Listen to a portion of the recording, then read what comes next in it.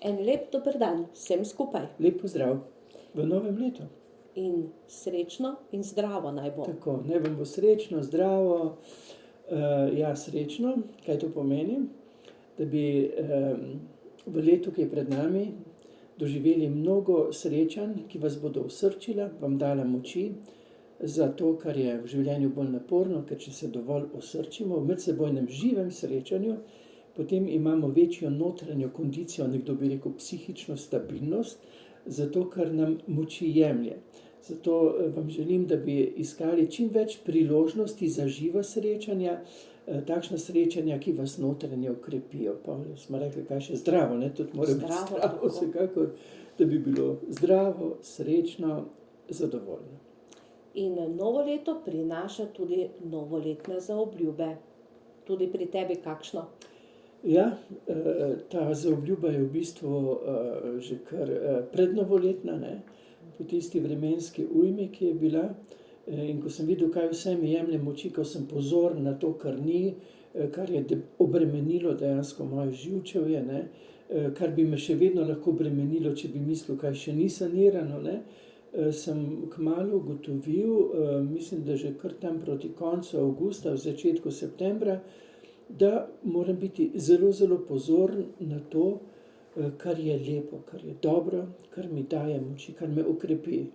V bistvu se to veže tudi, lahko bi rekli, na tisto voščilo, ne.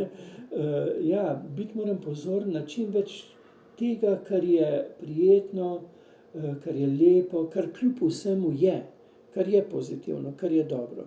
Ker mi da to tisto notranjo moč in oporo, da lažje se soočam s tem, kar pa me dejansko tudi bremeni, ne, kar še vedno, ne, slabi živčki, nočne more, še vedno, ne samo pri meni, tudi pri ljudeh, ki me obdajajo, ki prihajajo, ne, pogosto, bolj pogosto prihajajo zdaj kot prej, sicer zaradi težav, ne, ampak predvsem zato, da se drug drugega osrčimo, da se drug ob drugem okrepimo, ne, kar je zelo pomembno. Torej, moja novoletna zaobljuba letos je, da si bom privoščil čim več lepega, ni fina zaobljuba, ne.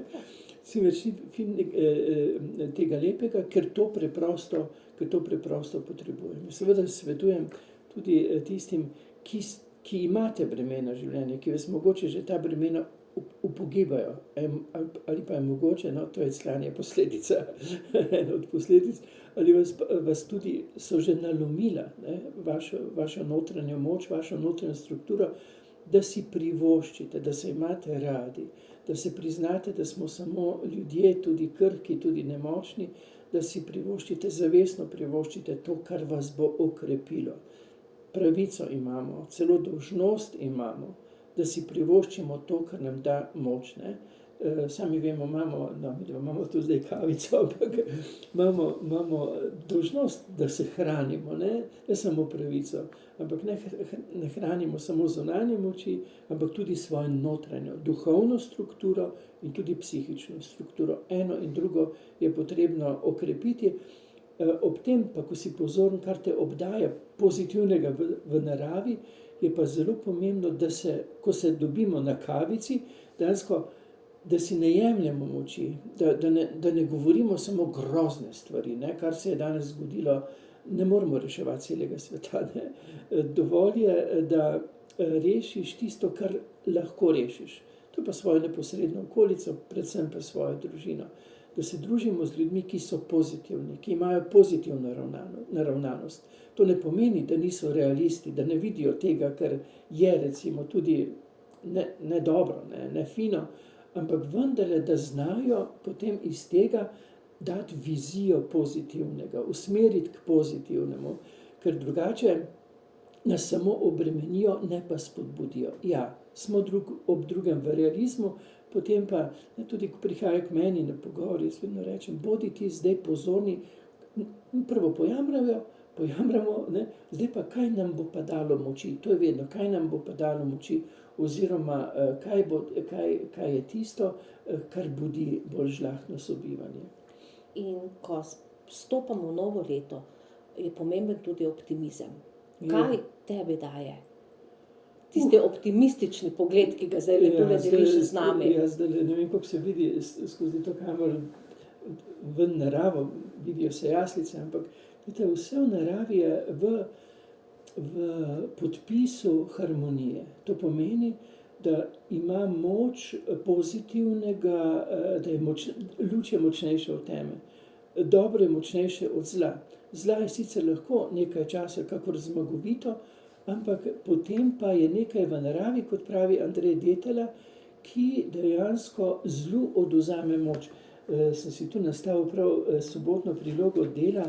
Vesna Milek je naredila izjemen članek, ki ga konča z mislijo Nikola Tesle. In on pravi, v vesolju obstaja nekakšno jedro, od koder prejemamo vso svojo moč, vse navdihe. Neskončno nas privlači, čutim njegovo moč in vrednote, ki jih oddaja celotnemu vesolju in ga s tem ohranja v ravnovesju. Nisem prodrl v skrivnost tega jedra, a vem, da obstaja. In sedaj to. In če ga hočem opisati z materialnim atributom, je to svetloba. Kadar pa ga poskušam razumeti duhovno, sta to lepota in sočutje.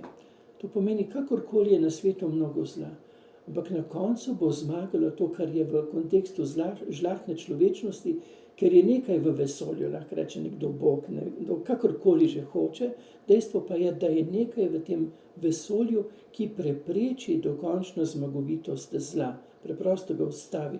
To govori Andrej Detelj o entropiji in sintropiji, to smo že govorili, kako entropija vse gre proti kaosu, zlo bo zmagalo, ampak pravi Andrej, dokazal je matematično, nekaj pa se v tem stvarstvu samo organizira in tudi v človeški družbi se samo organizira, da zlo preprosto ne more dolgoročno zmagovati.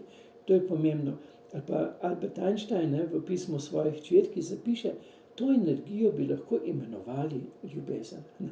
In zato je na koncu ljubezen zmagovita in zato sem optimist, predvsem, ker vidim, da se ta, bi rekel, žlahtnost, ta zavest človečnosti, prebujene človečnosti prebuja pri vedno večjem številu ljudi. In to vedno rečeš, vedno več je prebujenih ljudi, vedno več jih srečuješ. Ja, vedno več jih srečujem, vedno več jih prihaja k meni. Tudi danes, ko mi se popoldne tole pogovarjamo, ko snemamo, dopoldne so že bili ljudje z izjemno prebujenostjo, ki so me obogatili, ki so mi dali misliti, ki niso tisti podtaknjenci, ki hoče zopet manipulirati z resnico, zdaj ti pa jaz povem. Ne, ta srečanja so lepo, ker drug drugemu dajemo misliti, da lažje skupaj mislimo naprej v kontekstu žlahtne človečnosti, ker nas bodo hoteli ustaviti. Prišel bo nekdo, se razglasil za rešitelja, taki so vedno najbolj nevarni, rešitelji, on bo imel zdaj resnico.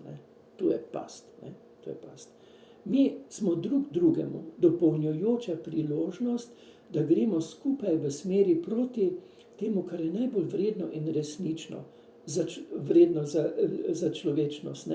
To pomeni ne zopet nekega liderja, nekega kralja, ampak dejansko, tukaj v ozadju so trije modri, ki niso bili kralji, ampak bili so modri in zato so bili kraljevski. In tudi, ko mi sedemo drug drugemu in si damo misliti, in dopuščamo to raznolikost dopolnjujoče misli, takrat smo modri. Ko se vsak posameznik zave svojega, bi rekel, kar božanskega dostojanstva, kajti vsakim je Božja iskra, Božji duh, sveti duh, ima stičišče med nebom in zemljo, med lastno duhovno razsežnostjo in tem, kar je sveto. Ko se zavedamo, da ima vsak to Božjo iskro, da ima vsak kraljevsko dostojanstvo, da ga ne smemo predajati v roke, ker zdaj smo ugotovili, da niso vredni, da smo jim dali zadeve v roke. Zopet bomo morali iti iz konteksta predane svobode, odgovornosti nazaj, da jo prevzamemo in se ne pogovarjamo več v kontekstu religiozne ali pa ideološke resnice, ampak osebne spoznavne resničnosti, drug drugemu pomagamo misliti naprej, misliti družno, predvsem pa moramo preraščati tiste koncepte razčlovečenja, ki so nam jih potaknili celo kot samoumevne. Torej, vsak ima kraljevsko. Vsak ima. Ja, tile modri, ne, se vidi, nimajo krone na glavi, ne, ampak so kralji, zato ker so bili modri.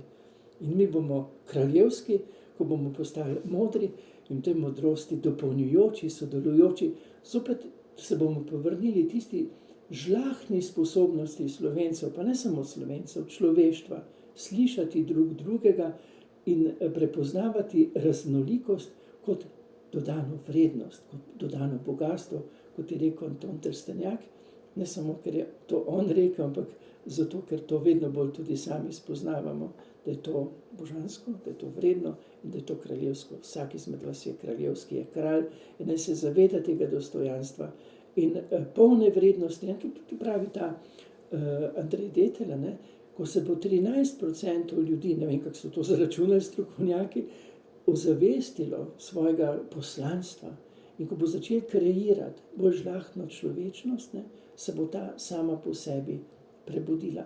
Na ta način pomagamo ti, bi rekel, božji naravni zakonitosti, sintropije ali kakorkoli že rečemo, ljubezni, ne, da se potem prebudi in dobi tisto zmagovito moč. Ne.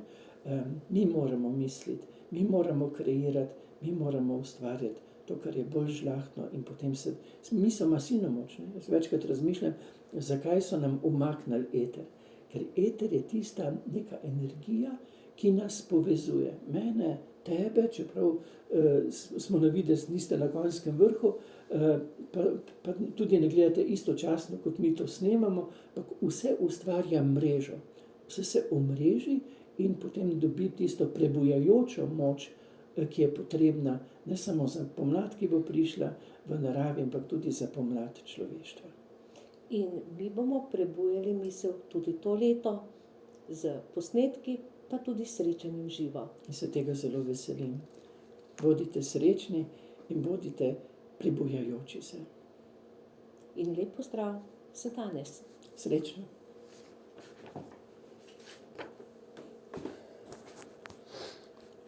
Sem zakompliciral. Ne, čisto fajn si. Šla smo čisto lepo po tem.